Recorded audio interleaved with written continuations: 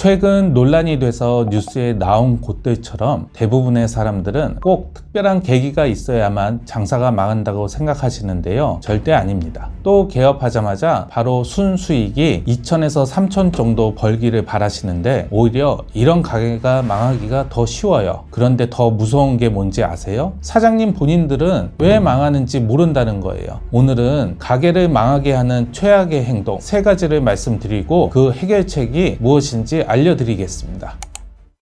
대표님 짧게 자기소개 부탁드릴게요. 안녕하세요. 저는 동양솥밥 프랜차이즈 브랜드를 운영을 하고 있는 주식회사 우리이길의 이민규라고 합니다. 아니 대표님, 수익을 빠르게 내면 좋은 거 아닌가요? 빠르게 성과를 내서 한 달에 2, 3천씩 벌면 너무너무 좋죠. 근데 하지만 장사한 지 한 두세 달 이렇게 2, 3천을 버는 거와 내가 3년 후, 5년 후까지도 2, 3천을 버는 내용은 다르거든요. 근데 사장님들께서 한 달에 2, 3천씩 초반에 막 들어오다 보니까 좀 착각하시는 것들이 좀 계시거든요. 그래서 그것들을 주의하실 수 있도록 3가지로 요약을 해서 정리를 한번 해드리겠습니다. 첫 번째는 저축 습관의 부재예요. 이게 어떤 거냐면요. 사장님께서 매장을 하나 내시는 데 있어서 1억의 투자금이 들어갈 수도 있고 2억의 투자금이 들어갈 수도 있고 3억의 투자금이 들어갈 수도 있어요. 하지만 그 투자금은 나중에 가게를 내가 만약에 폐업을 한다라고 했을 때는요. 감가상각이 제로라고 봐주시면 돼요.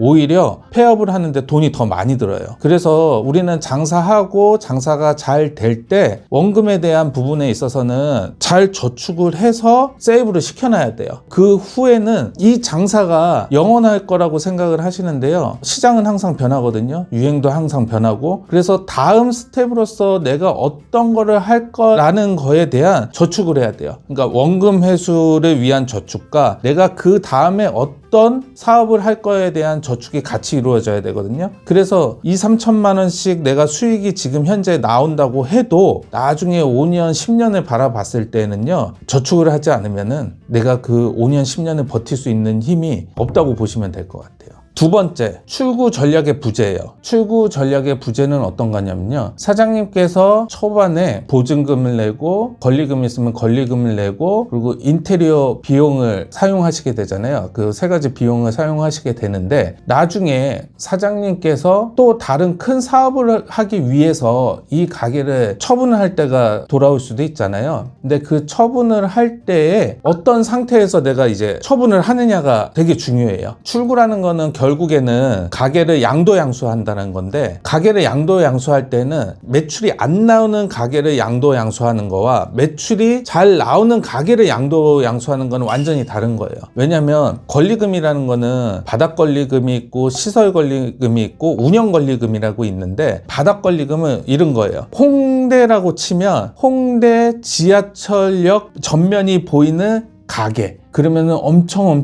좋은 자리잖아요. 그러면 그런 가게들은 바닥 권리금이라는 게 있어요. 그냥 시설 아무것도 없고 아무것도 운영을 안 해도 그 바닥만을 가지고선 권리금을 책정을 해요. 흔히 말하는 상권일까요? 네, 상권이에요. 좋은 자리니까 돈을 내라. 이게 바닥 권리예요. 그리고 시설 권리금은 뭐냐면요. 내가 운영을 하려고 하니 주방도 해야 되고 뭐 홀도 해야 되고 뭐 간판도 해야 되잖아요. 그거를 시설 관리금이라고 해요. 그리고 3번째는 운영 관리금이에요. 운영 관리금은 뭐냐면 내가 프랜차이즈를 하고 있는데 이 프랜차이즈가 잘 나가는 프랜차이즈야. 근데 어떤 사람은 이 프랜차이즈를 이 자리에서 하고 싶어. 그러면 나는 프랜차이즈의 권리금도 받을 수가 있는 거예요. 근데 프랜차이즈가 아니어도 내가 개인 가게를 하고 있는데 장사가 엄청 잘 돼. 그러면 이 사람이 그 가게를 그 가게와 똑같이 운영을 하겠다라고 해서 운영 권리금을 받는 거예요. 바닥 권리금은 보통 고정값이에요. 근데 시설과 운영, 이거는 사장님께서 어떻게 관리를 하시느냐에 따라서 양도양수하실 때 받으실 수 있는 금액이 크거든요. 그래서 사장님이 나중에 출구 전략에 대한 계획이 있다. 그러면 그 가게에서 더 열심히 하셔가지고 매출을 올려놓은 다음에 운영 권리금까지 챙겨서 나가시는 게 저는 맞다라고 생각을 하는데, 보통은 그런 생각을 갖지를 않으시는 게 문제예요. 갖지 않고 빠져나올 것만 생각을 하시다 보니까 매출이 점점 줄어든 상태에서 가게를 넘기게 되거든요.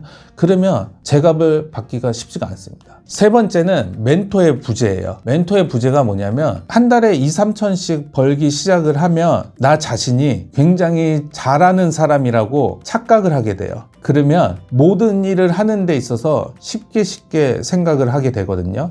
근데 그 쉽게 생각을 하다 결국에는 좋지 못한 선택을 하는 경우들을 너무 많이 봐왔어요. 그래서 우리는 우리보다 더 장사를 잘 하고 운영을 하시는 멘토들에게 질문을 해야 되고, 그 질문에 답을 얻고 장사를 하시는 게 보다 안정적이고 성장을 할 수 있다라고 생각을 합니다. 그럼 빠르게 성과를 내도 망하지 않으려면 어떻게 해야 될까요? 고민을 많이 하셔야 됩니다. 보통은 사람들이 긍정적으로 생각을 해야지만 모든 일을 잘 해결해 나갈 수 있다고 생각을 하는데, 저는 좀 반대로 생각해요. 부정적으로 생각하고 끝까지 부정적으로 생각을 한 다음에 이 일을 내가 꼭 해야 되는 순간이 왔을 때에는 그때부터 긍정적으로 생각을 해야지 성공을 할 수 있다고 생각해요. 왜 부정적으로 생각을 해야 하냐면, 부정적인 생각들이 결국에 내가 위험한 리스크들을 줄여줄 수 있거든요. 그래서 그 고민들을 많이 해야 된다고 생각합니다. 그리고 선배들이, 멘토들이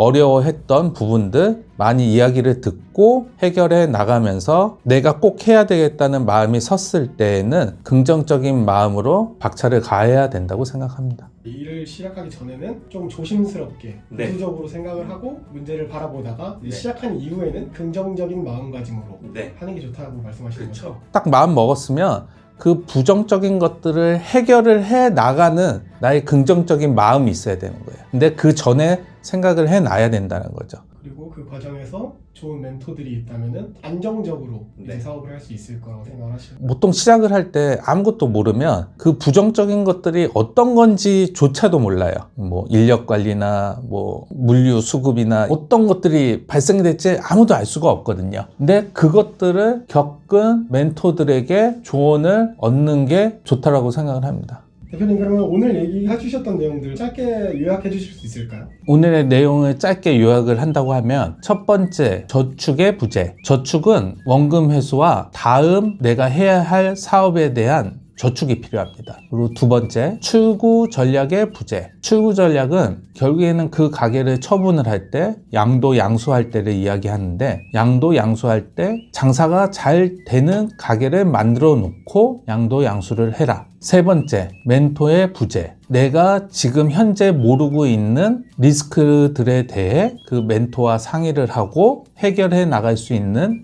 힘을 길러라. 이렇게 세 가지로 정리를 할 수 있을 것 같습니다. 중요한 건 얼마를 벌었느냐가 아니라 다음 달에도 이 금액을 벌 수 있느냐예요. 계속 5년, 10년 동안 이 금액을 번다고 하면 성공한 장사예요. 하지만 그건 누구도 알 수가 없어요.